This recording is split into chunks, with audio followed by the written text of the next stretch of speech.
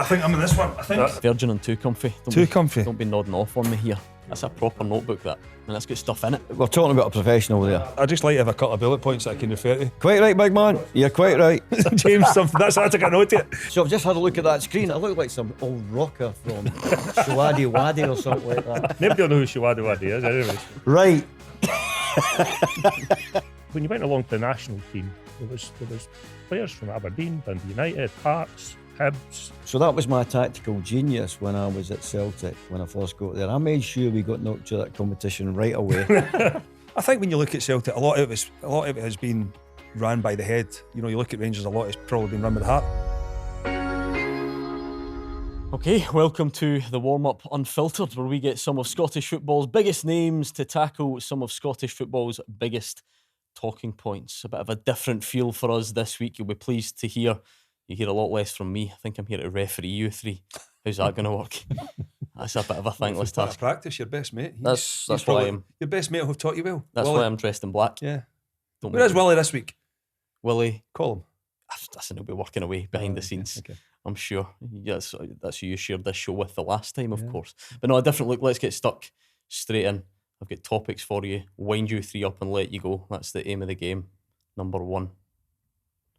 Will we see a non-Old Firm title winner again in your lifetime? Well, there's got to be different spans of lifetime here, obviously. Some people have got more time I than think others. some have got more time than others. Looking about, yeah. I think you better start with the big man because he's got another 20 years ahead of us, at least 25. If you'd have said to me a few years ago, I'd have said no because I thought the financial gulf was too big. But I now look at what's going on at Hearts, and I genuinely believe there could be. You know, you only need to take a quick glimpse at what happened or what's happening in Belgium right now with, you know, the similar setup, and I would imagine in the next few months that's exactly what will happen at Tynecastle. So I don't think it's a foregone conclusion or it's a certainty it happened, but there will Just be more. Make it clear from a big man. There'll be more of a chance. What's going on at Hearts that I've missed out on? No, it could happen in the next few. I thought there was something happening at takeover Hearts with the transfer with Tony Bloom's analytical company going in. But it's not a takeover though, is it? No, not a takeover, but no, in terms of But managing the football side of it. Aye, they're getting access. They'll run the football side. Yeah, they're getting access to his system, which I think is exciting for Hearts. But again, in my opinion, for any team to win it outside the Old Firm, the two Old Firm teams have to have a terrible year. Yeah. They have to have a terrible year at the same time. I mean, who was the last team? Was it Aberdeen? Finished second. Well, in terms of winner, well, we're in good company. Yeah, with Derek, I think. Finished second. But we were saying it there that I told you that when Aberdeen were second and Motherwell second that period of time, that a coefficient, they were 129th in Europe. I mean, that's all you had to beat. Mm-hmm. Remember, at that time, there was no Rangers, no Hearts, no Hibs through a certain period of time there. So that they got close. But were they close, really? Or the standard at Celtic point? was Do you poor. remember what the points were? I think there was about 9 points with Aberdeen at one point. Right. But the standard at Celtic's been risen so much since then. I think it's extremely it's a real problem. Unlikely. I think it's difficult, but you only need to, as I said, and there's similar traits when you look at what's in Belgium anyway. When you take, you know, the big ones of Club Brugge and Anderlecht, you could argue that's Rangers and Celtic. And Union have been able to come through and challenge them. Antwerp won the league last year as well by a 96 minute or 2 years ago, a 96 minute winner to win it. I think it could be done if, you know, that the transfer recruitment policy is done correctly at a club. Because, you know, I think we've seen, you know, we're very critical of Rangers' recruitment policy. I think Celtics has been good because they've had money to spend as well. But I think if somebody gets it right, and the thing that we've got here in Scotland is the fans get right behind it. I mean, you've big connection with Tynecastle. If that place is bouncing, it can be a cauldron. Yeah. Pataudry, you've been there as well. We're seeing it right now with them. It's a difficult place to go and play football. What do we learn from Leicester? Because it's just now known as doing a Fluke. Leicester. So you're saying fluke, but you're the one that says that a team can do that. So should you not be looking at that as being proof that it can be done rather than writing it off because as there's been absolutely nowhere near it since. As a fluke? No, but the notion that it can be done. But my argument is if it's done properly in terms of the recruitment policy in Scotland, we're talking totally different. You're talking English Premier League that's getting £200 million to go and spend easy. Relative though, them compared to the top, there probably still would be a bigger gap. Yeah, but I think, I mean, I've got to say that you need to watch with the data thing and recruitment, because Man United have got it, Chelsea have got it, they've all got it, Newcastle have got it. There's going to only be one winner. And if you look at Manchester United's recruitment, with all the data and all the rest of it, there's more to data. Data's only there as a tool. I agree with you, but it's only there as a tool. They're buying players from the club. You've got to remember that Brighton are buying players at 25 million. Yeah. It's no 2 million, half a million. It's 25 million. And there's also been players that went to Brighton have bombed as well. Yeah. It's a lot to do with the coaching. Now, here's one thing for you, Brian. Did anybody watch them play in Liverpool? Yes. Right. What system did they play? Free flowing when you go and play. They were high. It was 4-4-2, the old-fashioned thing. So it wasn't a cosmic football. And I don't think Andy will reinvent the wheel in terms of formations. There's nothing new. And by the way, a 32-year-old coach, and you've got the data system, you already but they played 4-4-2. Yeah. With Rutter just playing off there. So it's not that cosmic. The secret of this is getting great people, intellectual people. Also, when you're talking about recruitment, there's two things that go with recruitment. You have recruitment and development. So if you recruit them and don't develop them, that's where Brighton are better than most. A lot of clubs have the data and all the rest of the recruit. They just put them in and go and play. Brighton have got time with their players to develop them. So there's two things you have to have. You don't have data of recruitment. You have data of recruitment, then the next stage is development. And you don't have to, as you say, you don't have to chuck a lot of money about, but fans want money chucked about. Because if you look at Celtic, we're going to say, we want £5 million, £6 million players. We want that. That's what we want, £8 million players. Do you know they're Hatate, 800,000. Kyogo, 1.6. Maeda, 1.6. Matt Riley, 1.2. Well, three players are Riley, Hatate, and So Kyogo. you look at Riley, Hatate. So what I'm saying is you don't have to spend a lot of money, but it has to be proper data and development. That's the big thing. So you just can't say it's recruit. You can't bring in the best recruitment person in the world or whatever. And there's no best recruitment person in the world either, by the way. Well, they're all a same kind of level. Because you have to then take it to the coach, the owners, everybody, and they decide what they get. It's not one man that goes, right, we've got to sign him. I agree with you to an extent, Gordon, and I think extent's fine with me, big man. Yeah. No, but I think when we look at, you speak about, Brighton and Man City and Liverpool, and they've all bought players from Brighton recently. What I'm saying is it's recruitment and development. 100%. But what I will say is, when you look at the managers that have left, and Union are the exact same. And I know Brighton, because they're in the Premier League, have a lot more money and a lot more scrutiny and pressure on them to deliver. For me, if Hearts are looking at it, the biggest comparison would be the way that Union, St Gilloise, Belgium have went about it. They have came from nowhere, league below the second division. They've challenged the big boys. They've been unlucky a few times. They've sold players. They've brought them in. They've lost managers, but it doesn't change. Brighton have lost managers, and the key thing, me and you have both been in management. The managers that seem to have left these clubs, Union and Brighton, they've not really kicked on. The thing about the Brighton is they tweak the system, but they don't tweak the player they bring in. Mm-hmm. They've got intellect, which is a huge thing, because if you don't have intellect, you'll not get better. You'll stay the same. We've all been players. You've coached players. You think, still the same at 31s or at 21. So there's intellect, fitness, the first touch, all that kind of stuff. And there's bits about running, stats, and how many games you play. But you can take that aside. But the most important thing is, can you control the ball? Can you run? Have you intelligence? Are you a good person? So if you get all that together and add it to your data, then you'll make a better player. What I'm saying to you after that is, with intellect and the humility you have as a player, you can develop by listening to the coaches and getting better. Sometimes if they go directly to a Chelsea or a Man United, they're left to go, right, you're a great player, get on with it. Yeah. And it's been proven that these clubs, these two clubs in particular, Yep. have not developed the players. They've went, you play Man United, you're at Chelsea. So that's the way you bring in old players. I don't know if Man United really, maybe in recent years, a couple of younger players that they've bought to try and develop. Prior to that, generally they went out and just about, and other than the kids coming through their own academy, they've gone and bought players for a lot of money. There's two different mentalities. People at Brighton are quite willing to wait. No, the fans at Man United are in the world. They're that's no true, willing to wait. But then, see, to be fair, then, see that's on what you're that. saying But with then, the- see on that, we're not. Are the Hearts fans prepared to wait like a Brighton, or they got to be I screaming? think and they would be. shouting? Yeah, because the expectation's different, isn't it? I think they would be if they can see that there's progression and they're getting better players in. And it might take, by the way, bringing in 3 or 4 players and selling them on to generate 10, 15 million pounds to then go and reinvest that. Because that's see what's on that. happening. Have they Union. sold players on though?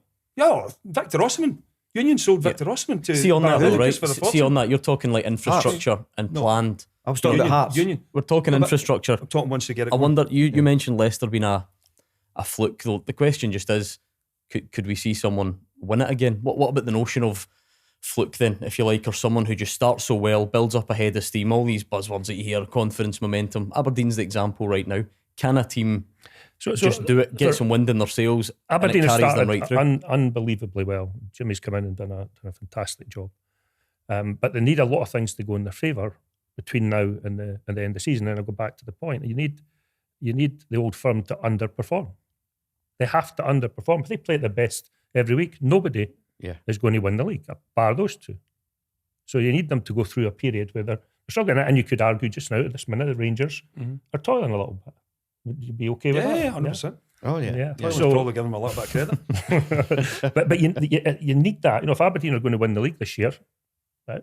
If they're going to win the league this year, they need better players, more Freaky players. things to happen, like exactly. 2 midfield players at Celtic getting injured, Cal McGregor. Yeah, or Hatate when the or window's something like that. closed. Yeah. When the window's when it's closed. done. So they need something freaky to happen. I think, I sat here a few weeks ago and said, the next bunch of fixtures for Aberdeen was going to be tough. Listen, they've answered that. They've came through that bunch.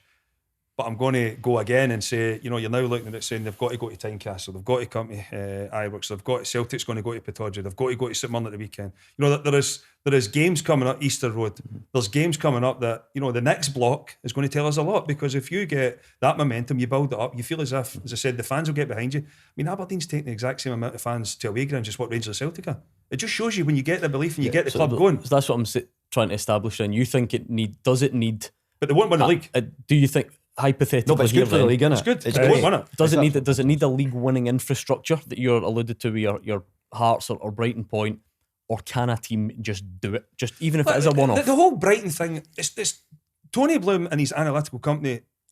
Tony Bloom owns Brighton. The analytical company help, with the union and help Brighton, and they'll help with Hearts. trying to distinguish it's not going to between- be Brighton and Hearts together. That's not happening. I'm trying to distinguish between a setup that's so good that it puts you in a really good position to win the league anyway, or what as Gordon says, maybe it is a freaky season. Is the gap so big that we are immune to even a freaky season, or could that happen? I think it could happen, but there's a number of things that would have to go in your favour. If you're one of the teams outside, so they would. And I talk about when the windows are closed. If you get your 2 best centre backs injured when the window's closed, you've got a big problem. The thing is, though, generally Rangers might have 4 centre backs. Mm-hmm. But if the 2 best ones get injured, and Celtic, the same thing happened to Celtic, you've got a problem. Yeah. And that then opens the door for an Aberdeen or Hearts or whoever it is to have a chance to win the league. So I would never say it's impossible. I wouldn't say it's impossible. That's not possible. It's unlikely. I would agree with that. It's unlikely. I suppose it is different, Gordon. We're comparing a completely different era, but I mean, what was key? Last team to win it out with Glasgow, Aberdeen. Good players. It That's what I wasn't mean. just So good that- players, it was the money. That's what I mean. The money was a much is closer. the difference so big now that it becomes? Craig's spot on, because we literally got the same money as Celtic and Rangers players. That's it. And it changed in 1986 Yeah. when Graham went along. That's what changed it. Once they Changed stopped, they kept their home gate money. The old firm teams kept their home gate money, which is fair enough. Yeah. But that skewed the chances of anybody else being successful. Mm-hmm. And so they started to spend more money, and that's created this gap. Because if you think about it, when you went along to the national team, there was players from Aberdeen, Dundee United, Hearts, Hibs. Yep. I don't know about Hearts Hibs. There was. Was it? I must have missed them when I was there. See, because of the way that our league, above others, relies on bodies through the game. We talk about sources of income, and it's a great thing. On one hand, we celebrate the fact that we've got per capita, the best attended league in Europe. So, but does that then make it more unlikely as well? Because if we're talking about 60,000 season ticket holders and 50,000 season ticket holders, You're talking about the money being similar back then, and it's so not I think now. it's So managed it how are you properly. going to bridge that? I just think it's managing it properly. I mean, Hearts have Hearts have got a successful, businessman behind them, as such, that is willing to put in money, and that's been well documented over the last few years. Like, it's very difficult to bridge that gap, but you only need to look at Rangers' finances that were released a few weeks ago as well. It's all well having money coming in, but if you spend it, you don't spend it wisely, you can end up in trouble. I mean, That's the thing, Celtic are the opposite. Celtic have brought in a lot of money, and a lot of their fans will be demanding, listen, you have to go and spend that money. Yeah. But They've got a war chest. they won't want to They've go got a war chest, back in. haven't 100%. Yeah, because But it's been built up. It's built up properly for gradually. 20 years. Yeah. So your responsibility as a chief exec or the owners of the club is to that community, that footballing community, whether it's Celtic, Rangers, Hearts, to make sure they never get into trouble. That's the thing. And you have to take a few hits, but you have to be brave and not just with people screaming, shouting, spend 8-9 million. You go, no, this is why we're doing it. We stick like that. And that's why Celtic are being set. I think when you look at Celtic, a lot of it has been ran by the head. You look at Rangers, a lot has probably been run by the heart. It's been a case of we need to put money in because we need to get there. Whereas there's been a proper business model structure from Celtic for a number of years. I mean, you would probably go back to your time as well. You probably wanted to spend more money, get players in. But yeah, when I got there, I thought there. I'd have loads to spend, but I was told about the where we were financially, and forget it. We run this like a business now. The days of just going out and spending and thrashing about. So it's been run like a business for 20 odd years, and they've been very successful over that period. The thing about Celtic, I think they know that they can't close the gap with the European giants. They can't do it. There's no point in doing that. No. What do you if you spend 200 million? Exactly, you're just going to bankrupt. How many players do you get for that? And then you have to pay the wages, what we're saying. Yeah. So if you pay somebody, we were talking about the day, 10 million quid, they want 50 grand a week. So the other players under there have been saying, I want 50 grand a week, I want 45, I want 40. And before you know it's out of control. It's out of control, and if you have one bad season, You're done. That's it. The club is at risk, and that's the problem you've got. And it's the same with Hearts and Hibs.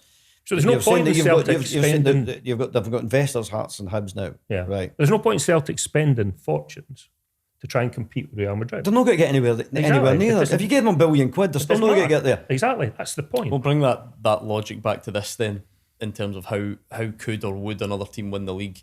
Talk James Anderson at Hearts. I know there's different levels of benefactor here. What is there a possibility where Hearts someone comes are in? owned by the foundation of Hearts. Okay, it's a club, a fan-owned club. Yes, James is there at the club and he's an extremely wealthy man. I don't know. I know that he put money in the early days, and maybe he is still putting money in. But I don't speak for James Anderson, but I don't see him throwing money hand over fist to try and achieve something that isn't sustainable. I mean, what does that number look like? But I somebody think, comes into just whatever club it is and says, what is the number? 50 million, 100 million? Is that pie in the sky? No, look, I think the way that Hearts will, the football department is going to change. The recruitment is going to change. There will be a manager in there that coaches the players that is given to him going forward. That's the way that it operates at Brighton. That's the way it operates at Union. That's what will happen at Hearts. They will get the right man to go and coach the players, as Gordon touched on. It's all well having the players, but if you don't have a good coach, then it's all going to fall down. If you've got someone that can coach the players to improve them, make them better, then you have more chance at success. But I think what will happen going forward, there will be better recruitment at Hearts that will allow them to get closer to the big two as such. There is no reason why Hearts can't close that gap. We've seen it in years gone by where they have had players in, and you go back to the George Burley period where there was good players recruited at the club. I genuinely think Hearts could, challenge our big two. I mean, if I'm Rangers, I would be worried because, I look at the recruitment for a period Why of time. would you say Hearts rather than Aberdeen? Because I think the structure that will be put in place at Because you know more about Scottish football. I think the structure will be put in place at Hearts will allow them to flourish for longer. So you see it's more that than, like we said, in Aberdeen who are just riding the crest of a wave. Well, just look, now. you look at right now. Well, you go back to last year. Aberdeen performed and exceeded their expectations and got to Europe. 2 years ago. 2 years ago. And then were harmed last year because of it. Yeah. We're looking at Hearts this year, and they've been harmed this year. So as Craig touched on there, you need everything to go, for you. Sailing. See, the European thing's really interesting, right?